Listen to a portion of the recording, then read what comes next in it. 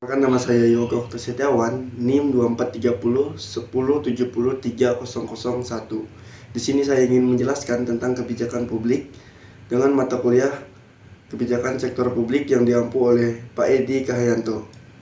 Oke, coba kalian ingat, kapan terakhir kali kalian merasa harga kebutuhan pokok naik, jalan macet parah, atau tiba-tiba aturan baru berlaku? Itu semua bukan kebetulan, itu hasil dari sesuatu yang disebut kebijakan publik. Tapi apa sih kebijakan publik itu dan kenapa penting untuk kita pahami, bukan cuma pejabat tapi kita semua? Secara sederhana, kebijakan publik itu adalah keputusan atau tindakan pemerintah untuk menyelesaikan masalah bersama. Bahkan ketika pemerintah tidak bertindak, itu pun kebijakan. Definisi populer dari Thomas Day menyebutkan bahwa kebijakan publik adalah apa yang pemerintah pilih untuk dilakukan atau tidak dilakukan. Kebijakan publik adalah jembatan antara aspirasi masyarakat dan langkah nyata untuk mempengaruhi hidup kita sehari-hari. Selanjutnya ada proses kebijakan publik. Kebijakan publik itu proses, bukan keputusan instan. Pertama, ada identifikasi masalah. Misalnya, meningkatkan polusi udara. Yang kedua, ada isu. Isu itu masuk agenda pemerintah. Lalu para pembuat kebijakan merumuskan masalah. Terus solusi, apakah lewat undang-undang insentif atau kampanye? Setelah disetujui, kebijakan itu diimplementasikan, mulai dari anggaran hingga aturan teknis. Dan terakhir dilakukan yang namanya evaluasi. Efektif nggak sih? Apa ada dampak samping yang nggak diinginkan? Bisa kita lihat contohnya, contoh gampangnya ada di Kartu Pekerja. Program ini lahir dari masalah pengangguran, lalu melalui perdebatan panjang sebelum akhirnya kita lihat hasilnya. Atau kebijakan pembatasan kantong plastik. Ini bukan sekedar larangan sederhana, tapi bagian dari upaya untuk mengurangi sampah dan melindungi laut kita.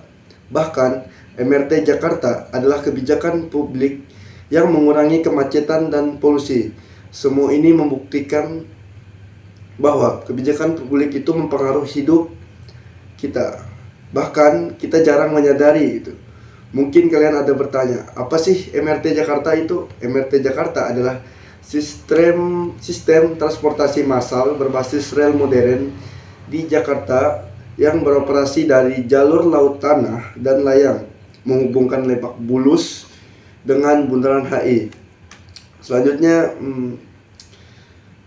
tentunya nggak semua kebijakan berjalan mulus. Ada konflik kepentingan, keterbatasan anggaran, kadang kurangnya partisipasi masyarakat.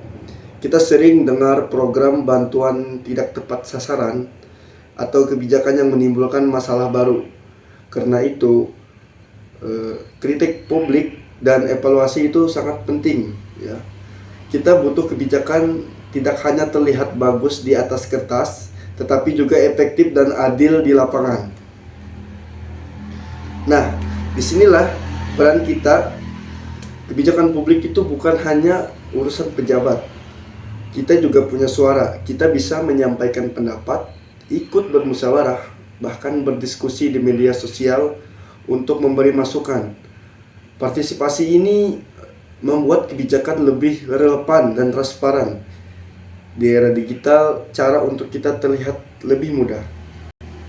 Nah, jadi kebijakan publik itu bukan sekedar aturan ya teman-teman. Ia menentukan harga pangan, kualitas udara, bahkan masa depan anak-anak kita. Semakin kita paham, semakin kita berperan. Jadi, jangan apatis. Mari jadi warga yang kritis, peduli, dan aktif.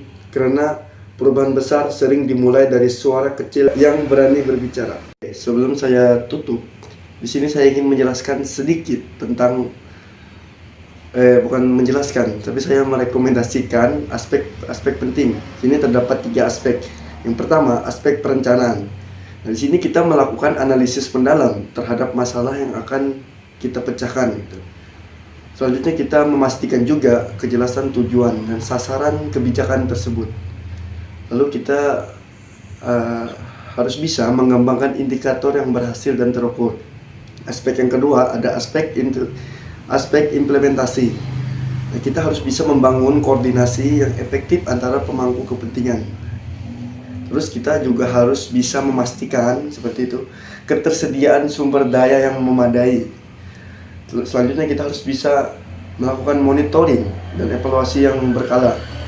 Terus aspek yang ketiga ada aspek evaluasi.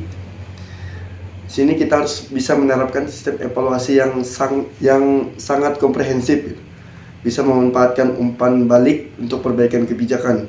Lalu kita harus bisa juga menyesuaikan berdasarkan hasil evaluasi tersebut. Di sini saya juga mengharapkan untuk masa depan pengembangan kebijakan publik yang lebih responsif terhadap kebutuhan masyarakat. Yang kedua, meningkatkan efektivitas dan efisiensi implementasi kebijakan. Yang ketiga, penguatan sistem implementasi dan pengukuran dampak kebijakan. Terus yang keempat, peningkatan keterlibatan masyarakat dalam proses pembuatan keputusan kebijakan. Jadi dapat saya simpulkan bahwa kebijakan publik yang efektif itu memerlukan yang namanya komitmen berkelanjutan dari semua pemangku kepentingan seperti itu. Keberhasilannya tidak hanya bergantung pada perencanaan yang baik, tetapi juga pada implementasi yang konsisten dan evaluasi yang berkelanjutan. Dengan memperhatikan prinsip-prinsip tersebut, diharapkan kebijakan publik dapat memberikan manfaat yang optimal bagi masyarakat dan mendukung tercapainya tujuan pembangunan nasional. Baik, sekian sedikit penjelasan dari saya mengenai kebijakan publik. Terima kasih. Wassalamualaikum warahmatullahi wabarakatuh. Hidup mahasiswa.